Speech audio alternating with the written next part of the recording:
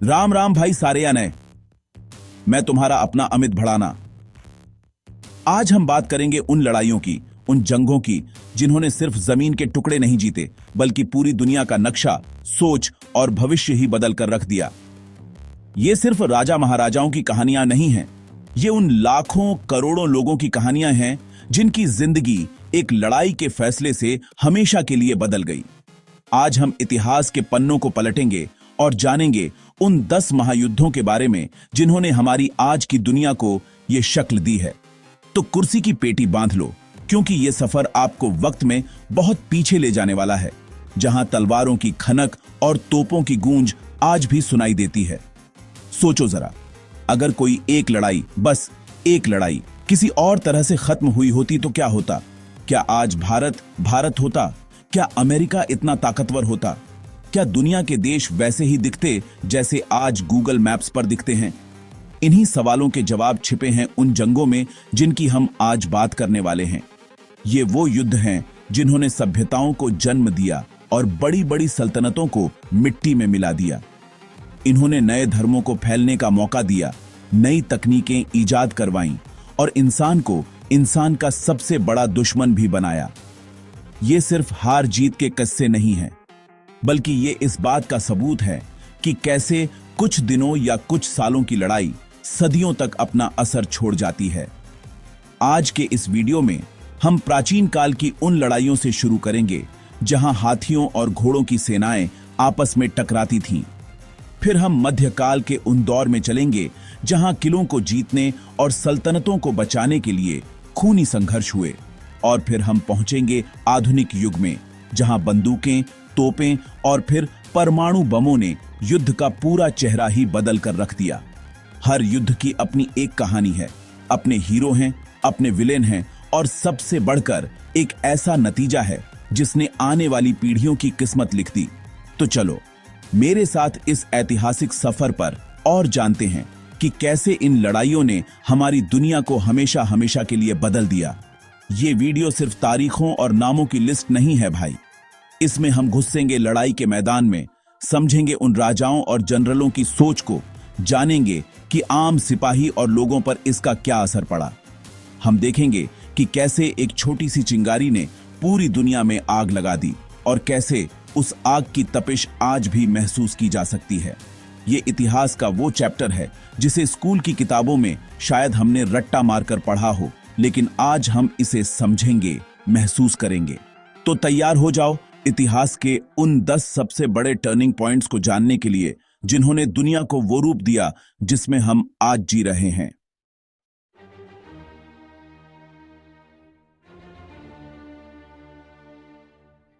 तो भाई, कहानी शुरू करते हैं बहुत बहुत पहले से, उस जमाने से जब दुनिया आज जैसी नहीं थी। तब बड़े बड़े शहर नहीं थे, बड़ी बड़ी सल्तनतें बस बननी शुरू ही हुई थीं। इसी दौर में हुए कुछ ऐसे युद्ध जिन्होंने आने वाले हजारों सालों की नींव रखी। इन्हीं में से एक था मैराथन का युद्ध। ये लड़ाई हुई थी आज से लगभग 2500 साल पहले, ग्रीस यानी यूनान की धरती पर। एक तरफ थी छोटी सी एथेंस की सेना और दूसरी तरफ थी उस वक्त की सबसे बड़ी ताकत, फारसी साम्राज्य की विशाल सेना। फारसी राजा डेरियस अपनी लाखों की फौज लेकर एथेंस को कुचलने आया था। सबको लगा कि एथेंस का बचना नामुमकिन है, खेल खत्म है भाई। लेकिन फिर जो हुआ उसने इतिहास लिख दिया। एथेंस के मुट्ठी भर सैनिकों ने अपने देश, अपनी आजादी के लिए ऐसी बहादुरी दिखाई कि दुनिया देखती रह गई। उन्होंने फारसी सेना को ऐसी धूल चटाई कि उन्हें उल्टे पैर भागना पड़ा। ये सिर्फ एक लड़ाई की जीत नहीं थी, ये एक सोच की जीत थी। ये लोकतंत्र की जीत थी एक तानाशाही साम्राज्य के ऊपर। अगर उस दिन एथेंस हार जाता तो शायद आज हम जिस लोकतंत्र, जिस डेमोक्रेसी की बात करते हैं, उसका विचार ही पैदा नहीं होता। इस एक लड़ाई ने पश्चिमी सभ्यता, उनकी कला, उनके विज्ञान और उनकी सोच को जिंदा रखा।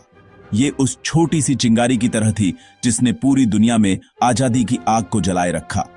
इसी तरह एक और महायुद्ध हुआ भारत की धरती पर, जिसे हम कलिंग का युद्ध कहते हैं। सम्राट अशोक, जो उस वक्त मगध के एक बहुत ही ताकतवर और क्रूर राजा माने जाते थे, उन्होंने कलिंग, आज का ओडिशा, पर हमला कर दिया। अशोक अपनी सल्तनत को और बड़ा करना चाहते थे और कलिंग उनके रास्ते का कांटा बना हुआ था। लड़ाई बहुत भयानक हुई। कहा जाता है कि इस युद्ध में लाखों लोग मारे गए और कलिंग की धरती खून से लाल हो गई। अशोक ने युद्ध तो जीत लिया। मैदान में हर तरफ लाशों के ढेर थे, रोते बिलखते बच्चे और औरतें थीं। इस मंजर ने अशोक को अंदर तक हिलाकर रख दिया। उस जीत के बाद जश्न मनाने की बजाय अशोक का दिल बदल गया। उन्होंने उस दिन तलवार हमेशा के लिए छोड़ दी और धम्म यानी धर्म का रास्ता अपना लिया। उन्होंने बौद्ध धर्म को अपनाया और फिर अपना पूरा जीवन शांति और अहिंसा का संदेश फैलाने में लगा दिया। सोचो, एक युद्ध ने एक क्रूर सम्राट को देवों के प्रिय अशोक महान बना दिया। उन्होंने सिर्फ भारत में ही नहीं बल्कि श्रीलंका, चीन और दक्षिण पूर्व एशिया तक बौद्ध धर्म का प्रचार किया। अगर कलिंग का युद्ध न होता तो शायद बौद्ध धर्म आज दुनिया के कोने कोने में न पहुंच पाता। इस एक लड़ाई ने एक साम्राज्य की दिशा ही नहीं बल्कि एक पूरे धर्म का भविष्य तय कर दिया। अब चलते हैं एक और ऐसी लड़ाई की तरफ जिसने एक ऐसे साम्राज्य की नींव रखी जिसने सदियों तक दुनिया पर राज्य किया। हम बात कर रहे हैं एक्टियम के युद्ध की। ये लड़ाई असल में एक समुद्री लड़ाई थी जो रोमन गणराज्य के दो सबसे बड़े ताकतवर लोगों के बीच हुई, ऑक्टेवियन और मार्क एंटनी। मार्क एंटनी के साथ थी मिस्र की मशहूर रानी क्लियोपेट्रा। ये लड़ाई सिर्फ दो लोगों की नहीं थी बल्कि दो अलग अलग दुनियाओं की टक्कर थी। एक तरफ था रोम का अनुशासन और ताकत और दूसरी तरफ था मिस्र का धन और पूर्वी शान और शौकत। दोनों ही रोम पर कब्जा करना चाहते थे, दोनों ही खुद को सिकंदर का वारिस समझते थे। लड़ाई बहुत घमासान हुई लेकिन अंत में ऑक्टेवियन की जीत हुई। मार्क एंटनी और क्लियोपेट्रा को भागना पड़ा और बाद में दोनों ने आत्महत्या कर ली। इस जीत के बाद ऑक्टेवियन रोम का अकेला मालिक बन गया। उसने अपना नाम बदलकर ऑगस्टस रखा और खुद को रोम का पहला सम्राट घोषित कर दिया। यहीं से रोमन गणराज्य का अंत हुआ और महान रोमन साम्राज्य की शुरुआत हुई जिसने अगले 500 सालों तक यूरोप, उत्तरी अफ्रीका और मध्य पूर्व के एक बहुत बड़े हिस्से पर राज किया। इस एक लड़ाई ने दुनिया का राजनीतिक नक्शा बदल दिया और एक ऐसे साम्राज्य को जन्म दिया जिसकी भाषा, कानून और वास्तुकला का असर आज भी पश्चिमी दुनिया पर साफ दिखाई देता है। प्राचीन काल के युद्धों की बात हो और चीन का जिक्र न हो, ऐसा हो ही नहीं सकता। चीन में भी एक ऐसा युद्ध हुआ था जिसने बिखरे हुए राज्यों को एक करके एक विशाल देश की नींव रखी। इसे चांगपिंग का युद्ध कहा जाता है।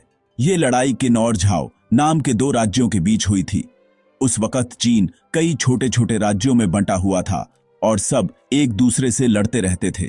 किन राज्य का राजा बहुत महत्वाकांक्षी था और वो पूरे चीन को एक झंडे के नीचे लाना चाहता था। झाओ राज्य उसकी राह में सबसे बड़ा रोड़ा था। ये लड़ाई इतिहास की सबसे खूनी लड़ाइयों में से एक मानी जाती है। इस युद्ध में किन राज्य की जबरदस्त जीत हुई। कहा जाता है कि किन के जनरल ने झाओ के लाखों बंदी सैनिकों को जिंदा दफन करवा दिया था। ये एक बहुत ही क्रूर जीत थी लेकिन इस जीत ने बाकी सभी राज्यों के दिलों में खौफ पैदा कर दिया। एक एक करके सभी राज्यों ने किन के सामने घुटने टेक दिए और इस तरह पहली बार चीन एक साम्राज्य के रूप में एकजुट हुआ। किन शी हुआंग चीन का पहला सम्राट बना। उसी ने चीन की मशहूर दीवार का निर्माण शुरू करवाया था। इस एक लड़ाई ने चीन को एक राष्ट्र के रूप में जन्म दिया, एक ऐसी पहचान दी जो आज भी कायम है। इसने चीन के इतिहास की धारा को हमेशा के लिए मोड़ दिया।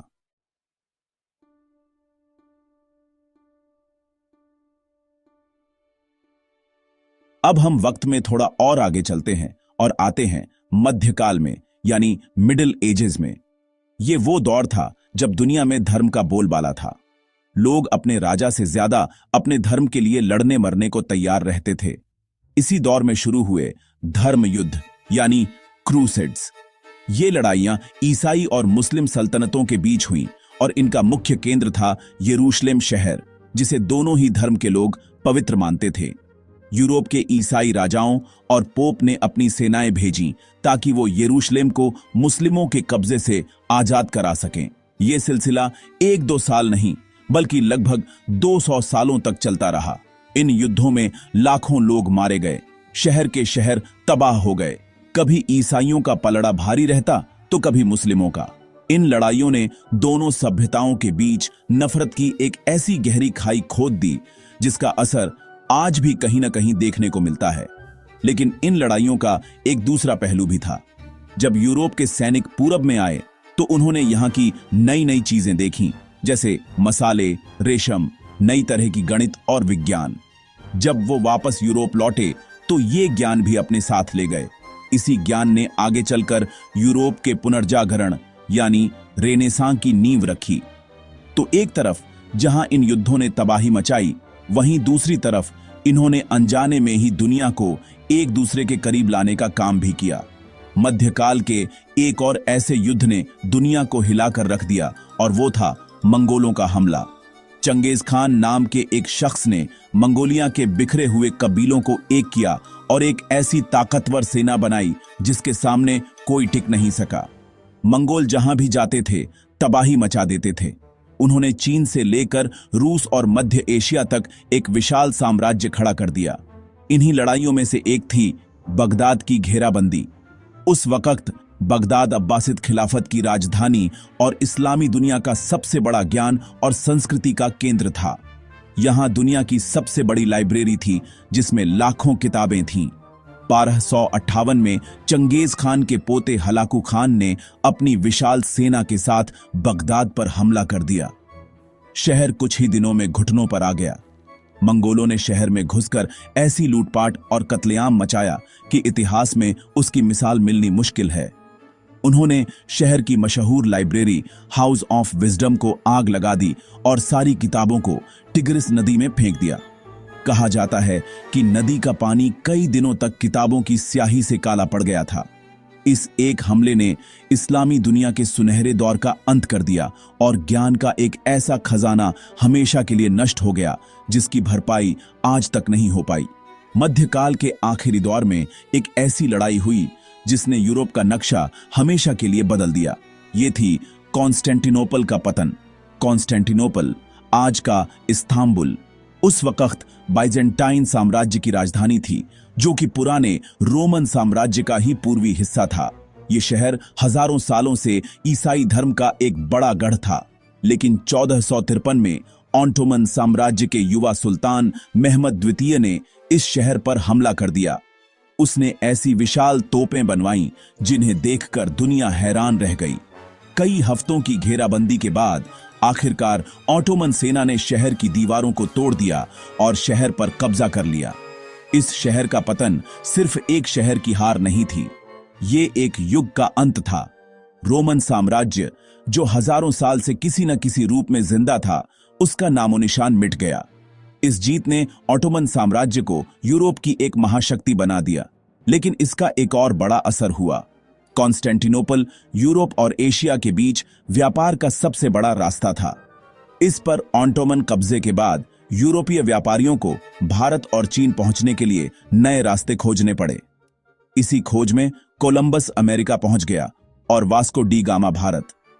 इस एक लड़ाई ने अनजाने में ही खोज के युग की शुरुआत कर दी और दुनिया को ग्लोबलाइजेशन की तरफ धकेल दिया। अब बात करते हैं एक ऐसी लड़ाई की जिसने एक द्वीप को दुनिया की सबसे बड़ी समुद्री ताकत बना दिया। ये लड़ाई थी स्पेनिश आर्माडा की हार। 16वीं सदी में स्पेन दुनिया का सबसे ताकतवर देश था। उसके पास अमेरिका से आने वाले सोने चांदी की कोई कमी नहीं थी और उसकी नौसेना को कोई हरा नहीं सकता था। स्पेन के राजा फिलिप द्वितीय ने इंग्लैंड पर हमला करने का फैसला किया, क्योंकि इंग्लैंड की रानी एलिजाबेथ प्रोटेस्टेंट धर्म को मानती थी और स्पेनिश जहाजों को लूटने वाले समुद्री डाकुओं को पनाह देती थी। फिलिप ने 130 जहाजों का एक विशाल बेड़ा तैयार किया, जिसे अजेय आर्माडा कहा गया, और उसे इंग्लैंड की ओर भेज दिया। सबको लगा कि छोटे से इंग्लैंड का बचना नामुमकिन है, लेकिन अंग्रेजों ने हिम्मत नहीं हारी। उनके जहाज छोटे और तेज थे। उन्होंने स्पेनिश बेड़े पर हमला किया और फिर खराब मौसम ने भी अंग्रेजों का साथ दिया। भयानक तूफान में स्पेन के आधे से ज्यादा जहाज डूब गए या तबाह हो गए। ये स्पेन के लिए एक बहुत बड़ी हार थी और यहीं से उसके बुरे दिन शुरू हो गए। दूसरी तरफ इस जीत ने इंग्लैंड के हौसले आसमान पर पहुंचा दिए। उन्होंने अपनी नौसेना को और मजबूत करना शुरू किया और धीरे धीरे पूरी दुनिया के समुद्रों पर राज करने लगे। इसी के दम पर उन्होंने आगे चलकर भारत समेत दुनिया के कोने कोने में अपनी कॉलोनियां बसाईं और एक ऐसे साम्राज्य की नींव रखी जिसका सूरज कभी नहीं डूबता था।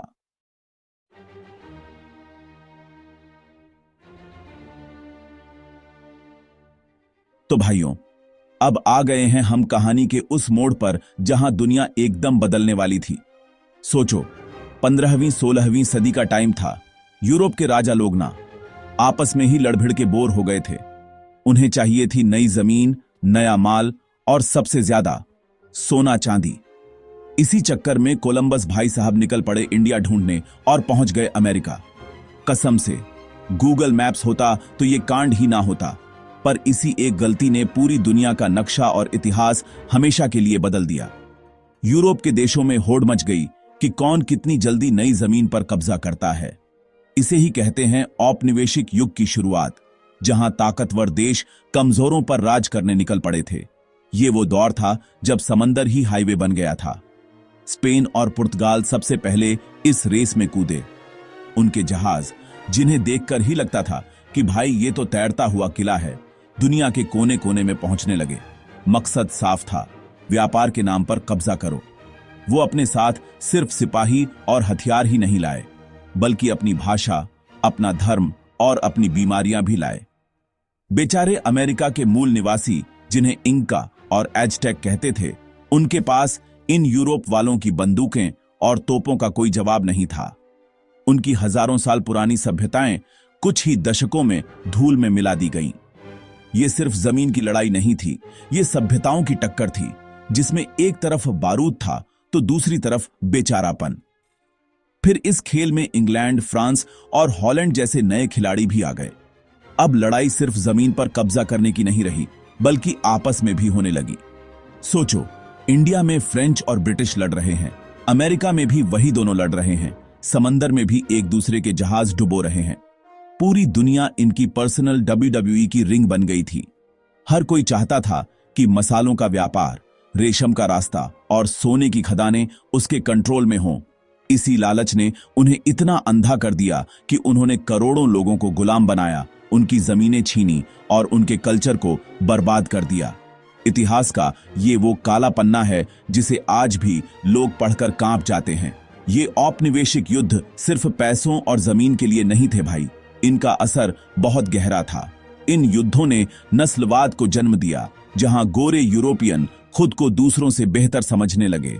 उन्होंने एक ऐसी दुनिया बना दी जहां कुछ देश मालिक बन गए और बाकी गुलाम। आज भी हम जिन देशों को विकसित और विकासशील कहते हैं ना, उसकी जड़ें कहीं ना कहीं इसी दौर में हैं। इन युद्धों ने दुनिया को इस तरह से बांटा कि उसकी दरारें आज तक नहीं भर पाई हैं। ये वो जख्म थे जिन्होंने आने वाली सदियों के लिए, यहां तक कि हमारे आज के लिए भी संघर्ष और नफरत के बीज बो दिए थे। अब सुनो कहानी में ट्विस्ट। जिन अंग्रेजों ने पूरी दुनिया में आतंक मचा रखा था, उन्हीं के अपने लोग उनके खिलाफ खड़े हो गए। बात है अमेरिका की, जहां ब्रिटेन ने 13 कॉलोनियां बसाई थीं। शुरू में तो सब ठीक था, पर धीरे धीरे ब्रिटेन के राजा को लालच आ गया।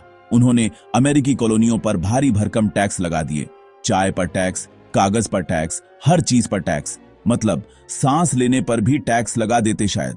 अमेरिकी लोगों ने कहा, भाई ये क्या मजाक है, हमसे टैक्स भी लोगे और हमें अपनी सरकार में कोई हक भी नहीं दोगे। No taxation without representation. बस यहीं से शुरू हुई आजादी की असली लड़ाई, जिसे हम अमेरिकी क्रांति के नाम से जानते हैं। ये लड़ाई सिर्फ टैक्स की नहीं थी, ये थी स्वाभिमान की। जॉर्ज वॉशिंगटन जैसे लीडर सामने आए और उन्होंने लोगों को इकट्ठा किया। उन्होंने कहा कि हम किसी दूर बैठे राजा के गुलाम बनकर नहीं रहेंगे, हम अपना देश खुद चलाएंगे। ये एक नई सोच थी जिसे राष्ट्रवाद कहते हैं, मतलब अपने देश से प्यार और उसके लिए कुछ भी कर गुजरने का जज्बा। 1776 में उन्होंने आजादी का ऐलान कर दिया। ब्रिटेन को यह बात हजम नहीं हुई और फिर शुरू हुआ घमासान युद्ध।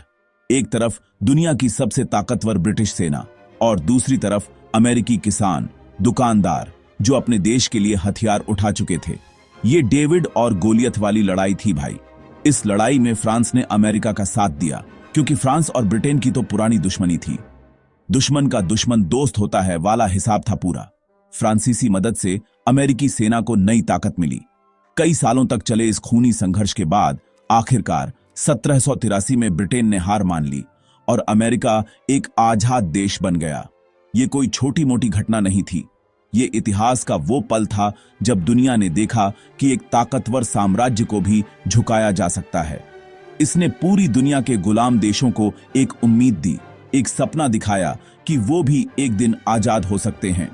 अमेरिकी क्रांति का असर पूरी दुनिया पर पड़ा। इसने लोकतंत्र, आजादी और नागरिक अधिकारों जैसे शब्दों को पॉपुलर बना दिया। लोगों को समझ आने लगा कि सरकार जनता के लिए होती है, जनता सरकार के लिए नहीं। इसी क्रांति की आग फ्रांस तक पहुंची, जहां कुछ ही सालों बाद फ्रांसीसी क्रांति हुई। फिर तो ये आग पूरी दुनिया में फैल गई। भारत में भी हमारे स्वतंत्रता सेनानियों ने अमेरिकी क्रांति से प्रेरणा ली। तो भाई, ये सिर्फ एक देश की आजादी की कहानी नहीं है, ये उस चिंगारी की कहानी है जिसने पूरी दुनिया में आजादी और राष्ट्रवाद की मशाल जलाई।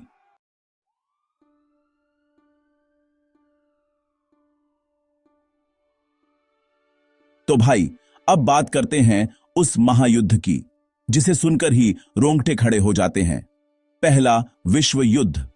20वीं सदी की शुरुआत हो चुकी थी। यूरोप के बड़े बड़े देश ना आपस में ऐसे अकड़ कर चल रहे थे जैसे मोहल्ले के दो गुट। एक तरफ थे जर्मनी, ऑस्ट्रिया हंगरी और इटली, जिन्हें कहते थे सेंट्रल पावर्स। दूसरी तरफ थे फ्रांस, रूस और ब्रिटेन, जिन्हें कहते थे एलाइड पावर्स। सबने अपनी अपनी सेनाएं बना रखी थीं, नई नई बंदूकें, तोपें और जहाज तैयार कर लिए थे।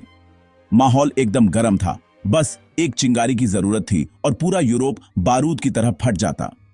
सब एक दूसरे को शक की नजर से देख रहे थे, जैसे क्लास के दो लड़के एक ही लड़की को पसंद करते हों। ये देश सिर्फ अपनी ताकत ही नहीं बढ़ा रहे थे, बल्कि पूरी दुनिया में अपनी कॉलोनियां भी फैला रहे थे। अफ्रीका और एशिया के देशों पर कब्जा करने की होड़ मची हुई थी। जर्मनी इस रेस में थोड़ा लेट आया था और उसे लग रहा था कि उसके हाथ कुछ नहीं लगा। उसे ब्रिटेन और फ्रांस की बढ़ती ताकत से जलन हो रही थी।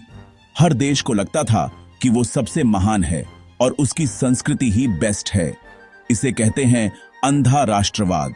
स्कूल में जैसे बच्चे अपने हाउस को जिताने के लिए कुछ भी करते हैं, वैसे ही ये देश अपनी नाक ऊंची रखने के लिए किसी भी हद तक जाने को तैयार थे। पूरा माहौल ऐसा बन गया था कि युद्ध तो होना ही था, बस बहाना चाहिए था। और वो बहाना मिला 28 जून 1914 को। ऑस्ट्रिया हंगरी के राजकुमार आर्कड्यूक फ्रांज फर्डिनेंड अपनी पत्नी के साथ साराजेवो शहर में घूमने गए थे। वहीं पर एक सर्बियाई राष्ट्रवादी लड़के गैवरिलो प्रिंसिप ने उन पर गोलियां चला दी और दोनों की मौत हो गई। बस इसी एक घटना ने पूरे यूरोप में आग लगा दी। ऑस्ट्रिया हंगरी ने सर्बिया को इसका जिम्मेदार ठहराया और उस पर हमला करने की धमकी दे दी। अब क्योंकि सर्बिया का दोस्त रूस था, तो रूस ने कहा, खबरदार, मेरे दोस्त को हाथ लगाया तो। और रूस का दोस्त फ्रांस था, तो वो भी कूद पड़ा। दूसरी तरफ ऑस्ट्रिया हंगरी का दोस्त जर्मनी था, तो जर्मनी ने कहा, टेंशन मत ले भाई, मैं हूं तेरे साथ। देखते ही देखते जो एक छोटी सी घटना थी, वो एक भयानक युद्ध में बदल गई। एक महीने के अंदर ही यूरोप के सारे बड़े देश एक दूसरे के खिलाफ जंग का ऐलान कर चुके थे। किसी ने सोचा भी नहीं था कि ये लड़ाई इतनी लंबी और खूनी होगी। सबको लग रहा था कि कुछ हफ्तों में सब खत्म हो जाएगा और हमारे सैनिक क्रिसमस तक घर वापस आ जाएंगे। पर भाई, ये उनकी सबसे बड़ी भूल थी। ये वो युद्ध था जिसे द ग्रेट वॉर कहा गया, एक ऐसा युद्ध जिसने इंसानियत को ऐसे जख्म दिए जो आज तक पूरी तरह से भर नहीं पाए हैं। ये एक ऐसी सुनामी थी जो अपने साथ करोड़ों जिंदगियां बहा ले गई। जब युद्ध शुरू हुआ तो दोनों तरफ के सैनिक पूरे जोश में थे। उन्हें लगा था कि वो हीरो बनकर घर लौटेंगे, पर उनका ये सपना बहुत जल्द एक भयानक दुस्वप्न में बदल गया। ये कोई पुराने जमाने की लड़ाई नहीं थी जहां तलवारों से आमने सामने लड़ा जाता था। ये एक नया तरह का युद्ध था जहां मशीन गनें 1 मिनट में सैकड़ों गोलियां उगलती थीं। तोपों से मीलों दूर से गोले बरसाए जाते थे। इस तबाही से बचने के लिए सैनिकों ने जमीन में गहरी खाइयां खोदनी शुरू कर दी और यहीं से शुरू हुआ ट्रेंच वॉरफेयर का वो नर्क जो 4 साल तक चला। जरा सोचकर देखो, सैनिक महीनों तक उन खाइयों में रहते थे। चारों तरफ कीचड़, गंदगी, चूहे और लाशें। बारिश में खाइयां पानी से भर जाती थीं और सर्दियों में बर्फ से। खाना भी ठीक से नहीं मिलता था और हर पल मौत का डर सताता रहता था।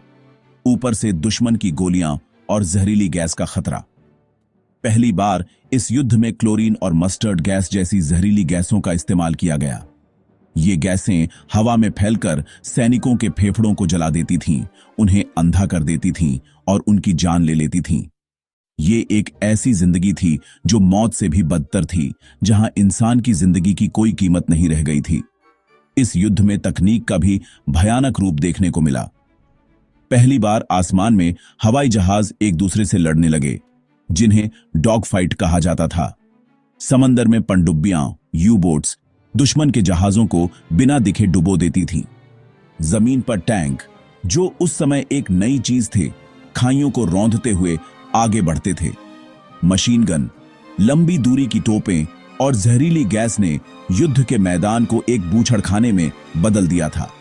हर दिन हजारों सैनिक मारे जाते थे और कुछ इंच जमीन पर कब्जा करने के लिए लाखों जानें कुर्बान कर दी जाती थीं। ये इंसान द्वारा बनाई गई सबसे बड़ी तबाही थी। ये युद्ध सिर्फ यूरोप तक ही सीमित नहीं रहा, क्योंकि ब्रिटेन और फ्रांस की कॉलोनियां पूरी दुनिया में थीं, तो भारत, अफ्रीका और दूसरे देशों के लाखों सैनिकों को भी इस जंग में झोंक दिया गया। हमारे देश के 10 लाख से ज्यादा सैनिक ब्रिटिश सेना की तरफ से लड़े। उन्हें एक ऐसी लड़ाई में भेजा गया जिससे उनका कोई लेना देना नहीं था। उन्होंने यूरोप की बर्फीली खाइयों में, मध्य पूर्व के रेगिस्तानों में अपनी जानें दी।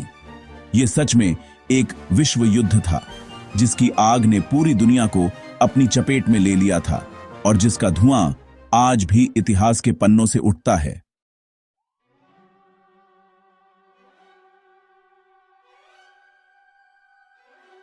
भाइयों, पहले विश्व युद्ध ने दुनिया को जो जख्म दिए थे, वो अभी भरे भी नहीं थे कि एक और महायुद्ध का राक्षस दरवाजे पर दस्तक देने लगा। पहले विश्व युद्ध के बाद जर्मनी की हालत बहुत खराब कर दी गई थी। उस पर वर्साय की संधि थोप दी गई, जिसमें उसे ही युद्ध का सारा दोष दे दिया गया और उस पर भारी जुर्माना लगाया गया। जर्मनी की सेना छोटी कर दी गई और उसके कई इलाके छीन लिए गए। इससे जर्मन लोगों में बहुत गुस्सा और बेइज्जती की भावना थी। उन्हें लग रहा था कि उनके साथ धोखा हुआ है। देश में गरीबी और बेरोजगारी चरम पर थी। माहौल एकदम ऐसा था कि कोई भी आकर लोगों को भड़का सकता था, और इसी मौके का फायदा उठाया एक आदमी ने, जिसका नाम था एडोल्फ हिटलर। वो एक जबरदस्त स्पीकर था और उसकी बातों में आग थी। उसने जर्मन लोगों से वादा किया कि वो वर्साय की संधि का बदला लेगा, जर्मनी का खोया हुआ सम्मान वापस दिलाएगा और जर्मनी को फिर से दुनिया की सबसे बड़ी ताकत बनाएगा। उसने यहूदियों और कम्युनिस्टों को जर्मनी की सारी समस्याओं का जिम्मेदार ठहराया। भूखे और निराश लोगों को उसकी बातों में एक उम्मीद की किरण दिखी। 1933 में हिटलर जर्मनी का चांसलर बन गया और उसने धीरे धीरे सारी ताकत अपने हाथ में ले ली। उसने लोकतंत्र को खत्म कर दिया और एक क्रूर तानाशाही की स्थापना की। हिटलर ने सत्ता में आते ही वर्साय की संधि की धज्जियां उड़ानी शुरू कर दी। उसने चुपके चुपके अपनी सेना को फिर से बनाना शुरू कर दिया। उसने लाखों लोगों को सेना में भर्ती किया, नए नए टैंक, हवाई जहाज और हथियार बनाने शुरू कर दिए। ब्रिटेन और फ्रांस ये सब देख तो रहे थे, पर वो कुछ कर नहीं रहे थे। उन्हें लग रहा था कि अगर हिटलर को थोड़ा बहुत करने दिया जाए तो शायद वो शांत हो जाएगा और एक और युद्ध टल जाएगा। इसे तुष्टिकरण की नीति कहते हैं, मतलब शेर को शांत करने के लिए उसे एक एक करके बकरियां खिलाते जाओ, इस उम्मीद में कि वो तुम्हें नहीं खाएगा। पर भाई, शेर की भूख तो बढ़ती ही जाती है। हिटलर का लालच बढ़ता जा रहा था। उसने पहले ऑस्ट्रिया पर कब्जा किया, फिर चेकोस्लोवाकिया का एक हिस्सा हड़प लिया। दुनिया देखती रही, पर किसी ने उसे रोका नहीं। हिटलर को लगने लगा कि उसे कोई नहीं रोक सकता। वो जो चाहे कर सकता है, उसका असली मकसद था पूरे यूरोप पर राज करना और जर्मन आर्यन नस्ल का साम्राज्य स्थापित करना। दूसरी तरफ एशिया में जापान भी अपनी ताकत बढ़ा रहा था। और चीन पर हमला कर चुका था। इटली में मुसोलिनी नाम का एक और तानाशाह हिटलर का दोस्त बन चुका था। दुनिया एक बार फिर दो गुटों में बंट रही थी और हवा में बारूद की गंध साफ महसूस की जा सकती थी। और फिर वो दिन आ ही गया। 1 सितंबर 1939 हिटलर ने पोलैंड पर हमला कर दिया। ये कोई आम हमला नहीं था, ये था ब्लिट्जक्रीग, यानी बिजली की गति से युद्ध। जर्मन टैंक और हवाई जहाज एक साथ मिलकर इतनी तेजी से हमला करते थे कि दुश्मन को संभलने का मौका ही नहीं मिलता था। कुछ ही हफ्तों में पोलैंड घुटने टेक चुका था। इस हमले के बाद ब्रिटेन और फ्रांस ने जर्मनी के खिलाफ युद्ध का ऐलान कर दिया और इसी के साथ शुरू हुआ इतिहास का सबसे भयानक और विनाशकारी युद्ध, दूसरा विश्व युद्ध। एक आदमी की जिद ने पूरी दुनिया को फिर से आग में झोंक दिया था। पोलैंड पर कब्जा करने के बाद हिटलर कुछ महीने शांत रहा, लेकिन फिर उसने अपना असली रूप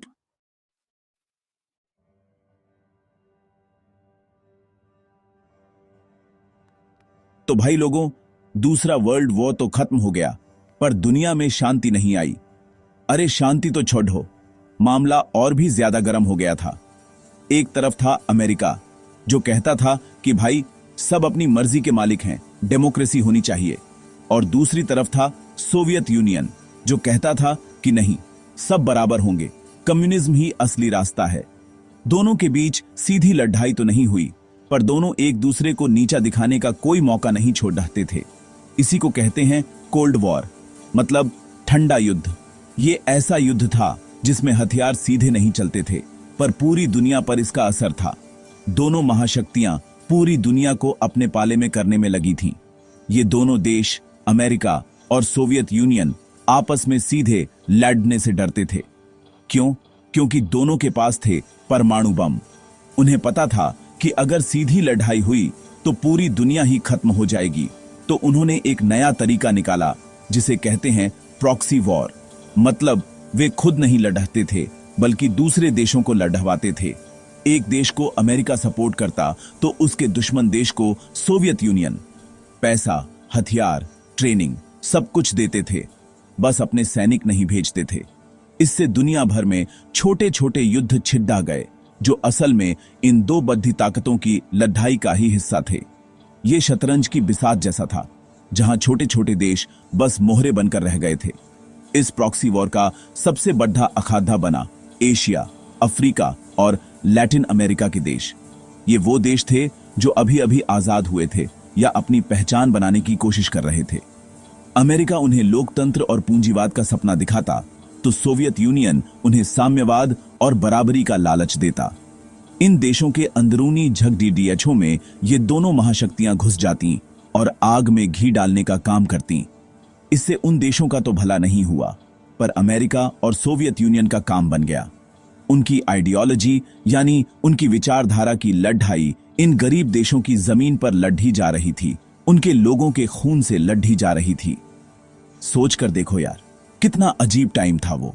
पूरी दुनिया दो हिस्सों में बंटी हुई थी, या तो तुम अमेरिका के दोस्त हो या सोवियत यूनियन के। अगर तुम किसी के दोस्त नहीं हो तो तुम दोनों के दुश्मन हो। कोई बीच का रास्ता ही नहीं था। भारत जैसे कुछ देशों ने गुटनिरपेक्ष आंदोलन चलाया, मतलब हम किसी के साथ नहीं हैं, हम अपना रास्ता खुद बनाएंगे।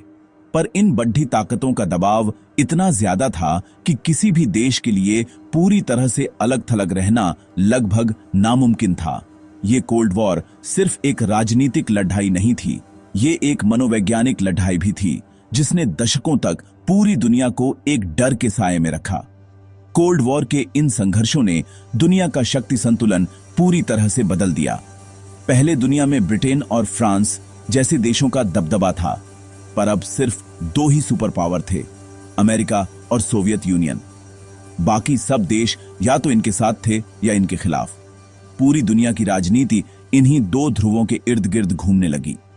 संयुक्त राष्ट्र संघ जैसी संस्थाएं भी बनी, पर असल में फैसला तो वॉशिंगटन और मॉस्को में ही होता था।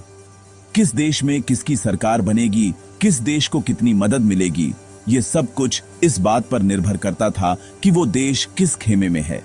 ये एक नई तरह की दुनिया थी, जहां ताकत का मतलब सिर्फ सेना नहीं, बल्कि विचारधारा भी थी। इस दौरान हथियारों की एक ऐसी होड्डा शुरू हुई जो पहले कभी नहीं देखी गई थी। दोनों महाशक्तियां एक से बढ़कर एक खतरनाक हथियार बनाने में लग गईं। परमाणु बम, हाइड्रोजन बम, मिसाइलें। ऐसा लगता था जैसे दोनों दुनिया को कई बार तबाह करने का सामान इकट्ठा कर रहे हैं। इसे एमैड कहा जाता था, म्यूचुअली अश्योर्ड डिस्ट्रक्शन।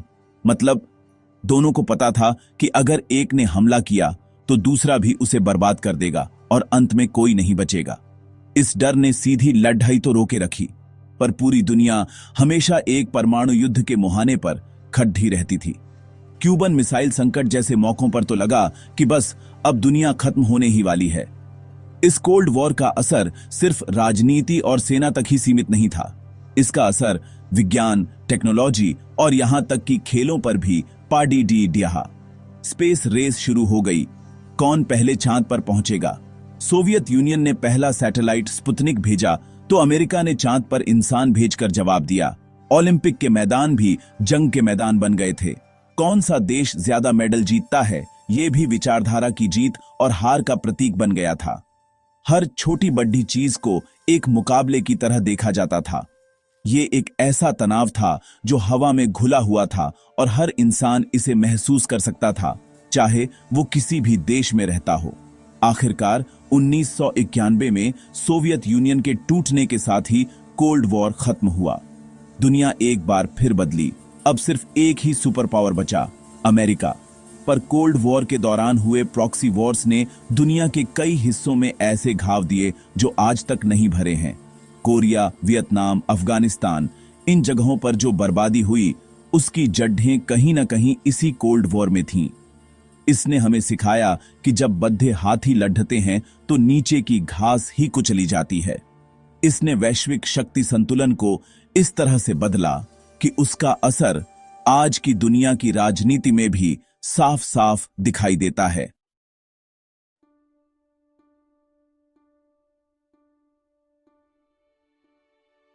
अब बात करते हैं एक ऐसे युद्ध की जिसने दुनिया की सबसे बड़ी ताकत को घुटनों पर ला दिया था। हां भाई, मैं बात कर रहा हूं वियतनाम युद्ध की। यह लड़ाई भी कोल्ड वॉर का ही एक नतीजा थी।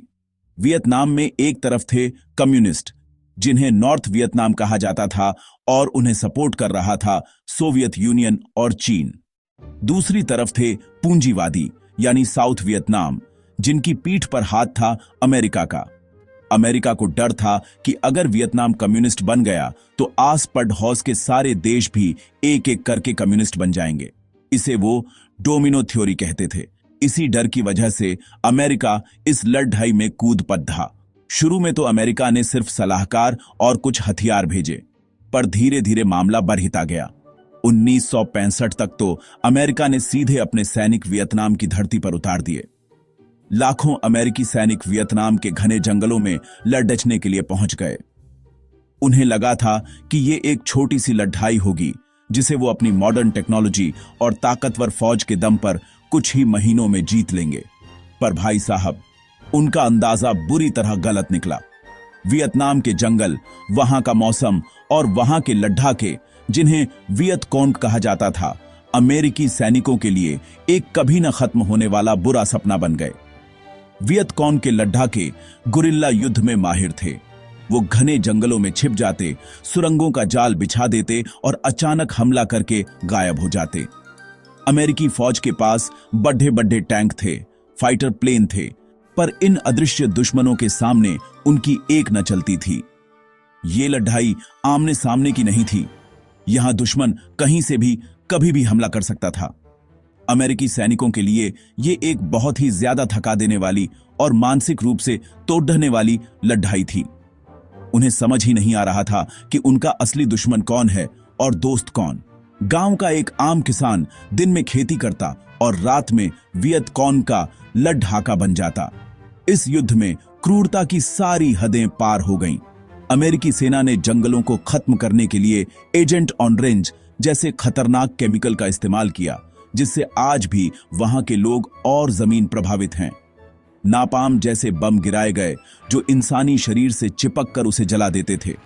दूसरी तरफ वियत कॉन्ग भी बेरहमी से अमेरिकी सैनिकों और साउथ वियतनाम के समर्थकों को मारते थे।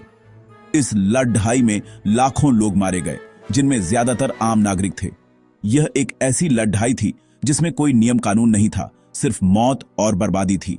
यह युद्ध लगभग 20 साल तक चला और इतिहास के सबसे लंबे और क्रूर युद्धों में से एक बन गया। वियतनाम युद्ध का सबसे गहरा असर खुद अमेरिका पर पड़ी था। यह अमेरिकी इतिहास का पहला युद्ध था जिसे वो जीत नहीं पाया।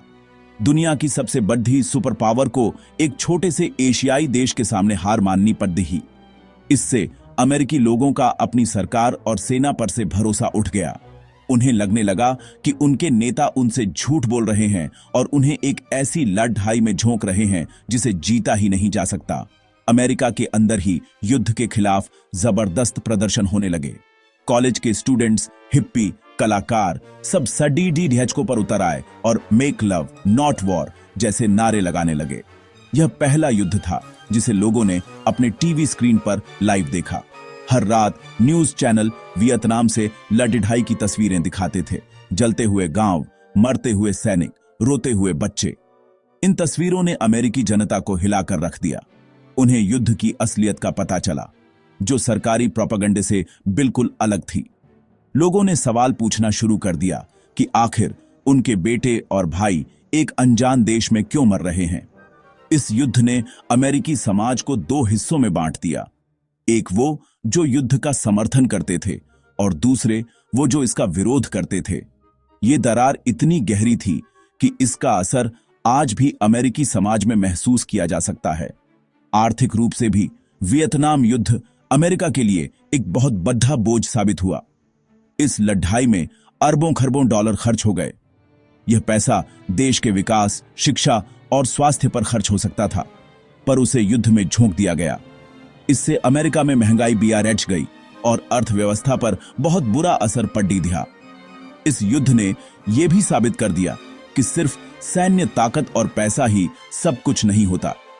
किसी देश के लोगों की अपनी आजादी के लिए लड़ने की इच्छा शक्ति को बद्धी से बद्धी ताकत भी नहीं हरा सकती। अमेरिका ने अपनी विदेश नीति में बहुत बड़ी गलतियां की थीं, जिसका खामियाजा उसे भुगतना पड़ा। अंत में 1973 में अमेरिका को अपनी सेना वापस बुलानी पड़ी और 1975 में नॉर्थ वियतनाम ने साउथ वियतनाम पर कब्जा कर लिया और वियतनाम एक कम्युनिस्ट देश बन गया। जिस डोमिनो थ्योरी के डर से अमेरिका इस लड़ाई में कूदा था, वो काफी हद तक गलत साबित हुई। इस युद्ध ने अमेरिका की विदेश नीति को हमेशा के लिए बदल दिया। अब अमेरिकी सरकार किसी भी दूसरे देश में दखल देने से पहले 100 बार सोचती है। वियतनाम युद्ध अमेरिका के लिए एक ऐसा सबक था जिसे वो कभी नहीं भूल सकता। इसने एक सुपर पावर के घमंड को तोड़ा और दुनिया को दिखाया कि राष्ट्रवाद और दृढ़ संकल्प किसी भी आधुनिक हथियार से ज्यादा ताकतवर हो सकते हैं।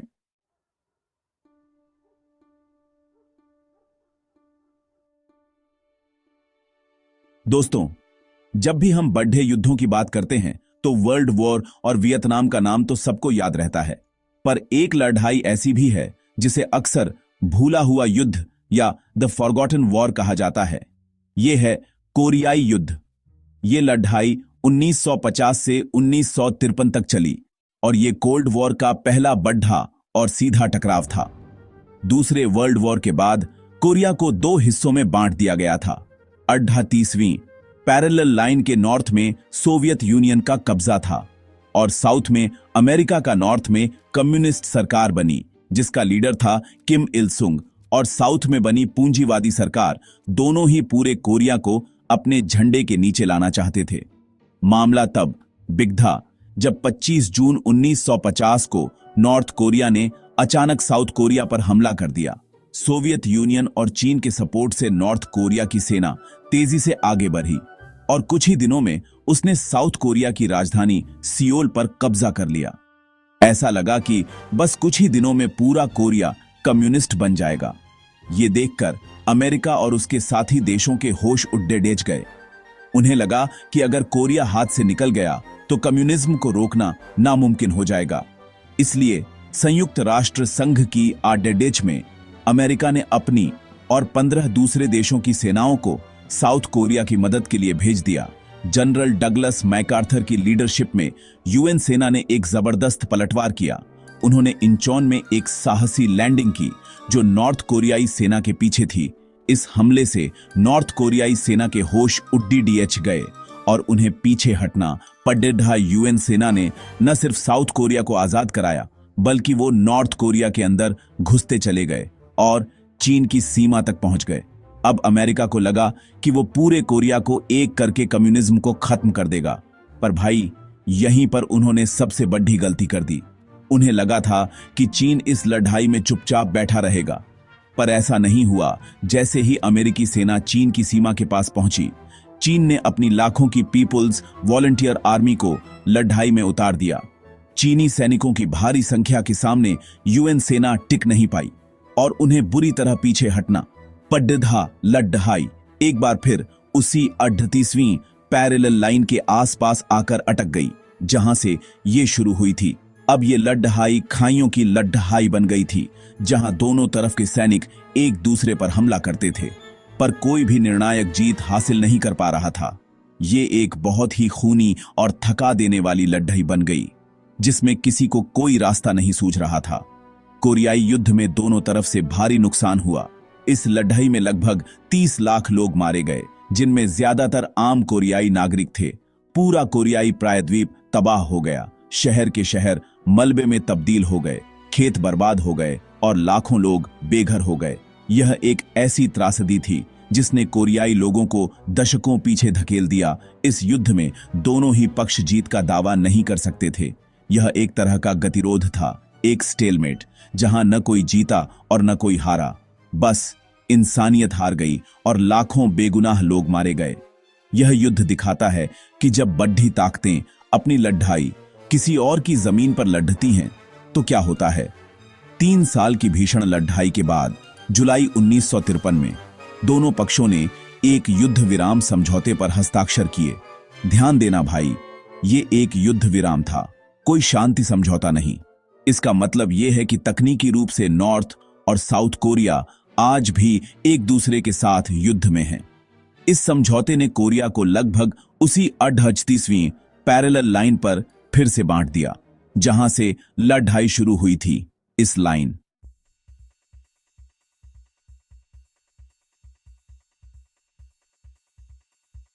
तो भाई, अब आ गए हैं हम उस दौर में जहां तेल का खेल बहुत बड़ा हो गया था। बात है 1990 की। इराक, जिसके नेता थे सद्दाम हुसैन, उन पर कर्जा चढ़ गया था ईरान के साथ 8 साल लंबी लड़ाई लड़कर। पैसे की तंगी ऐसी कि भाई की हालत खराब हो रखी थी। अब सद्दाम भाई ने नजर घुमाई अपने छोटे से लेकिन अमीर पड़ोसी कुवैत पर। कहने लगे कि कुवैत तो ऐतिहासिक रूप से इराक का ही हिस्सा है और ऊपर से ये लोग तेल भी ज्यादा निकाल रहे हैं, जिससे तेल की कीमतें गिर रही हैं और इराक को नुकसान हो रहा है। मतलब अपनी गलती नहीं माननी, सारा ठीकरा पड़ोसी पर फोड़ दो। ये तो वही बात हो गई कि अपना होमवर्क किया नहीं और टीचर से कह रहे हो कि पड़ोसी ने मेरी कॉपी चुरा ली। सद्दाम हुसैन ने पहले तो कुवैत को धमकाना शुरू किया। बोले कि भाई, या तो हमारा कर्जा माफ करो और ऊपर से और पैसा दो, नहीं तो देख लेंगे। कुवैत ने कहा, भाई ये क्या बात हुई? मामला बिगड़ता देख सऊदी अरब और बाकी अरब देशों ने बीच बचाव की कोशिश की, लेकिन सद्दाम भाई तो अलग ही मूड में थे। वो सुनने को तैयार ही नहीं थे। उन्हें लग रहा था कि वो जो कर रहे हैं वही सही है। 2 अगस्त 1990 को इराक ने कुवैत पर धावा बोल दिया और कुछ ही घंटों में पूरे देश पर कब्जा कर लिया। दुनिया देखती रह गई। ये तो सरासर दादागिरी थी कि किसी के भी घर में घुस जाओ और कहो कि आज से ये हमारा है। जब इराक ने कुवैत पर कब्जा किया तो पूरी दुनिया में हड़कंप मच गया। संयुक्त राष्ट्र ने तुरंत इराक के खिलाफ प्रस्ताव पास कर दिए और कहा कि अपनी सेना तुरंत वापस बुलाओ, लेकिन सद्दाम हुसैन पर कोई असर नहीं हुआ। उन्होंने कुवैत को इराक का 19वां प्रांत घोषित कर दिया। अब अमेरिका और उसके साथी देशों को चिंता सताने लगी। उन्हें डर था कि इराक अब सऊदी अरब पर भी हमला कर सकता है, जहां दुनिया के सबसे बड़े तेल के भंडार थे।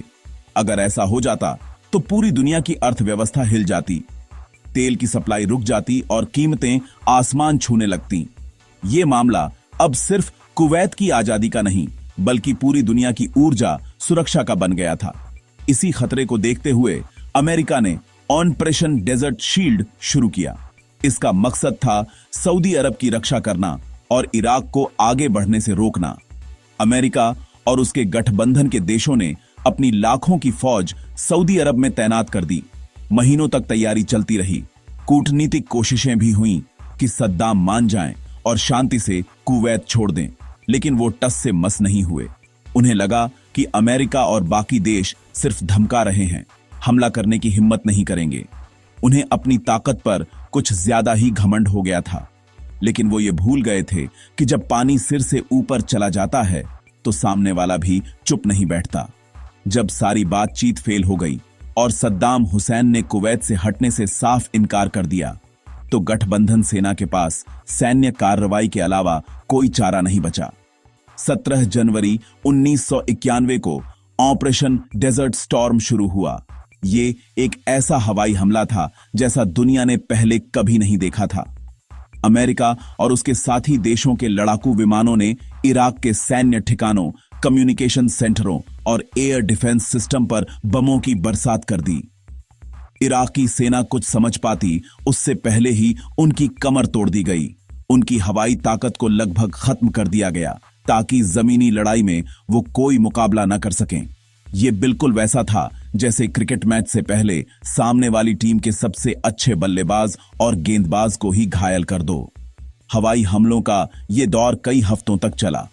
इराकी सेना की सप्लाई लाइन काट दी गई। उनके टैंक और तोपें रेगिस्तान में ही कबाड़ बना दी गईं। सद्दाम हुसैन ने जवाब में इजराइल और सऊदी अरब पर स्कड मिसाइलें दागी, इस उम्मीद में कि इजराइल लड़ाई में कूद पड़ेगा और अरब देश गठबंधन का साथ छोड़ देंगे। लेकिन उनकी ये चाल भी कामयाब नहीं हुई। अमेरिकी पैट्रियट मिसाइलों ने ज्यादातर स्कड मिसाइलों को हवा में ही नष्ट कर दिया। सद्दाम की हर चाल उल्टी पड़ रही थी।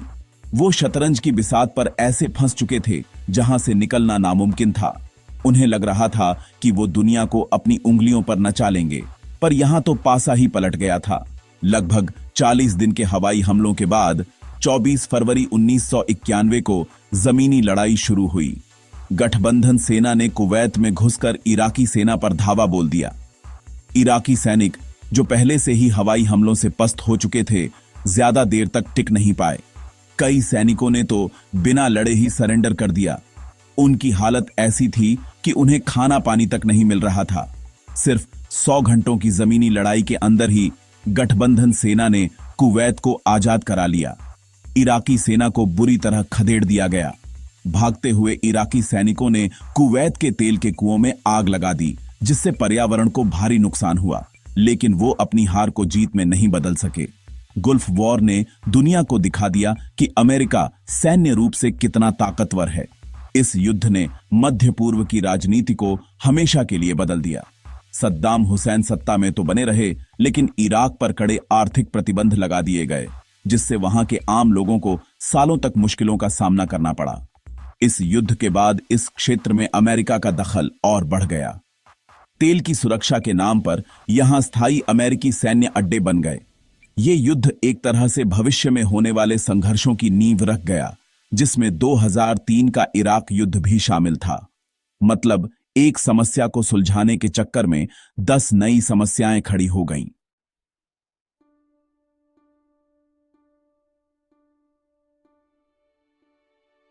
अब आते हैं उस तारीख पर जिसने 21वीं सदी की सुबह को ही अंधेरे में डुबो दिया। 11 सितंबर 2001। उस दिन अल कायदा के 19 आतंकवादियों ने अमेरिका के 4 यात्री विमानों को हाईजैक कर लिया। उनमें से 2 विमानों को न्यूयॉर्क के वर्ल्ड ट्रेड सेंटर के ट्विन टावर्स से टकरा दिया गया। कुछ ही देर में दुनिया की सबसे ऊंची इमारतों में से 2 ताश के पत्तों की तरह ढह गईं। तीसरा विमान वॉशिंगटन डीसी के पास अमेरिकी रक्षा मंत्रालय यानी पेंटागन से टकराया। चौथा विमान, जिसके बारे में कहा जाता है कि उसे व्हाइट हाउस या अमेरिकी संसद की तरफ ले जाया जा रहा था, यात्रियों के संघर्ष के बाद पेंसिल्वेनिया के एक खेत में क्रैश हो गया। यह सिर्फ एक हमला नहीं था, यह दुनिया के सबसे ताकतवर देश के दिल पर हमला था। इस हमले ने पूरी दुनिया को हिलाकर रख दिया। अमेरिका, जो खुद को सबसे सुरक्षित देश मानता था, सदमे में था। लगभग 3000 बेकसूर लोग इस हमले में मारे गए। उस दिन के बाद दुनिया वैसी नहीं रही जैसी पहले थी। अमेरिका के तत्कालीन राष्ट्रपति जॉर्ज डब्ल्यू बुश ने ऐलान किया, हम आतंकवादियों और उन्हें पनाह देने वालों के बीच कोई फर्क नहीं करेंगे। उन्होंने इसे आतंकवाद के खिलाफ युद्ध का नाम दिया। अब सवाल यह था कि इस हमले के पीछे कौन था। जांच में जल्द ही ओसामा बिन लादेन और उसके आतंकी संगठन अल कायदा का नाम सामने आया, जो उस वक्त अफगानिस्तान में तालिबान के राज्य में पनाह लिए हुए था। अमेरिका ने तालिबान सरकार से मांग की कि वो ओसामा बिन लादेन और अल कायदा के बाकी नेताओं को उनके हवाले कर दे। तालिबान ने ऐसा करने से इनकार कर दिया। उनका कहना था कि पहले सबूत दो, फिर देखेंगे। लेकिन अमेरिका अब किसी भी तरह की देरी के मूड में नहीं था। उसके लिए यह इज्जत और सुरक्षा का सवाल बन गया था। 7 अक्टूबर 2001 को अमेरिका और उसके साथी देशों ने अफगानिस्तान पर हवाई हमले शुरू कर दिए। ऑपरेशन एंड्योरिंग फ्रीडम का लक्ष्य था तालिबान सरकार को हटाना, अल कायदा के ठिकानों को नष्ट करना और ओसामा बिन लादेन को पकड़ना या मारना। कुछ ही हफ्तों में हवाई हमलों और जमीनी लड़ाई के जरिए तालिबान सरकार को गिरा दिया गया। अल कायदा के कई लड़ाके मारे गए या पकड़े गए, लेकिन ओसामा बिन लादेन हाथ नहीं आया। वो पहाड़ों में कहीं गायब हो गया। अमेरिका ने अफगानिस्तान में एक नई सरकार बनवाई, लेकिन देश में शांति स्थापित करना एक बहुत बड़ी चुनौती बन गया। तालिबान पूरी तरह खत्म नहीं हुआ था। वो फिर से संगठित होकर अमेरिकी और नाटो सेनाओं के खिलाफ लड़ने लगा। ये लड़ाई सालों तक चली, जिसमें हजारों सैनिक और लाखों अफगानी नागरिक मारे गए। एक आतंकी को पकड़ने के लिए शुरू हुआ युद्ध एक पूरे देश के लिए कभी न खत्म होने वाला नासूर बन गया। अफगानिस्तान में लड़ाई चल ही रही थी कि अमेरिकी सरकार ने अपना ध्यान इराक की तरफ मोड़ दिया। जॉर्ज डब्ल्यू बुश प्रशासन ने दावा करना शुरू कर दिया कि सद्दाम हुसैन के पास सामूहिक विनाश के हथियार हैं, जैसे कि रासायनिक और जैविक हथियार, और वो अल कायदा जैसे आतंकी संगठनों की मदद कर रहे हैं। उन्होंने दुनिया को यकीन दिलाने की कोशिश की कि सद्दाम हुसैन पूरी दुनिया की सुरक्षा के लिए एक बड़ा खतरा है और उन्हें सत्ता से हटाना जरूरी है। ये दावे बहुत गंभीर थे, लेकिन इनके पीछे ठोस सबूतों की कमी थी। कई देशों और संयुक्त राष्ट्र ने भी इन दावों पर सवाल उठाए, लेकिन अमेरिका और उसका सबसे करीबी साथी ब्रिटेन इराक पर हमला करने का मन बना चुके थे। संयुक्त राष्ट्र सुरक्षा परिषद से हमले की मंजूरी नहीं मिलने के बावजूद उन्होंने कॉलिशन ऑफ द विलिंग यानी इच्छुकों का गठबंधन बनाया और 20 मार्च 2003 को इराक पर हमला कर दिया। इस बार लड़ाई गुल्फ वॉर से भी ज्यादा तेज थी। कुछ ही हफ्तों में अमेरिकी सेना बगदाद पहुंच गई और सद्दाम हुसैन की सरकार का तख्ता पलट दिया गया। सद्दाम हुसैन खुद कई महीनों तक छिपे रहे, लेकिन दिसंबर 2003 में उन्हें पकड़ लिया गया और बाद में उन पर मुकदमा चलाकर फांसी दे दी गई। युद्ध जीतने के बाद जब अमेरिकी सेना ने इराक में सामूहिक विनाश के हथियारों की खोज की, तो उन्हें कुछ नहीं मिला। ये बात साफ हो गई कि इराक पर हमला झूठे दावों के आधार पर किया गया था। इस खुलासे ने अमेरिका और ब्रिटेन की सरकारों की साख पर पूरी दुनिया में सवाल खड़े कर दिए। इराक में सद्दाम के जाने के बाद एक नई लोकतांत्रिक सरकार तो बनी, लेकिन देश में स्थिरता नहीं आई। देश शिया और सुन्नी मुसलमानों के बीच गृह युद्ध की आग में जलने लगा। अल कायदा और बाद में ISIS जैसे और भी खतरनाक आतंकी संगठनों ने यहां अपनी जड़ें जमा लीं। इराक को आतंकवाद से मुक्त कराने का दावा करने वाला युद्ध उसे आतंकवाद का सबसे बड़ा अड्डा बना गया। आतंकवाद के खिलाफ युद्ध का कोई स्पष्ट अंत नहीं है। ये लड़ाई अफगानिस्तान और इराक से निकलकर पाकिस्तान, यमन, सोमालिया और कई दूसरे देशों तक फैल गई। ड्रोन हमले, खुफिया ऑपरेशन और साइबर वॉरफेयर इस युद्ध के नए हथियार बन गए। इस युद्ध ने हवाई अड्डों पर सुरक्षा जांच से लेकर हमारी ऑनलाइन प्राइवेसी तक सब कुछ बदल दिया।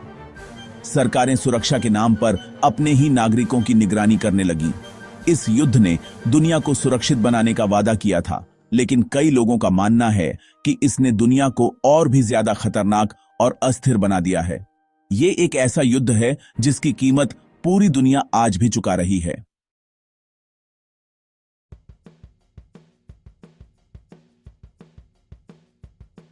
तो भाई लोगों, ये थे इतिहास के वो 10 युद्ध जिन्होंने दुनिया का नक्शा ही नहीं बल्कि हमारी सोच और जीने का तरीका भी बदल कर रख दिया।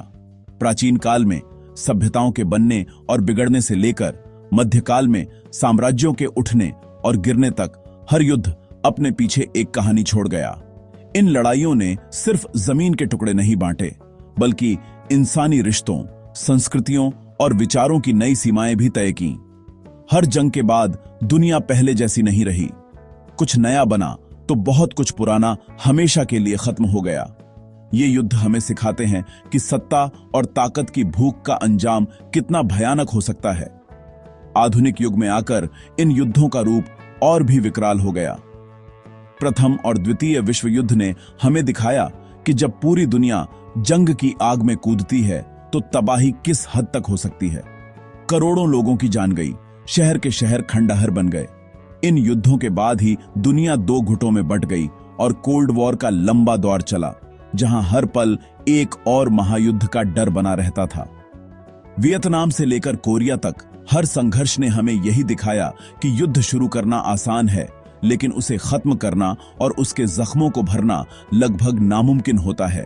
फिर हमने देखा कि कैसे तेल और सत्ता के खेल ने गुल्फ वॉर को जन्म दिया और कैसे 9/11 के हमले ने आतंकवाद के खिलाफ एक ऐसी लड़ाई छेड़ दी जिसका कोई अंत नजर नहीं आता। इन युद्धों ने न केवल देशों की सीमाओं को बदला बल्कि हमारी सोच और जीवन के तरीके को भी गहराई से प्रभावित किया। आज हम एयरपोर्ट पर जो लंबी लाइनें देखते हैं या इंटरनेट पर अपनी प्राइवेसी को लेकर जो चिंता करते हैं, वो सब इन्हीं युद्धों की देन है।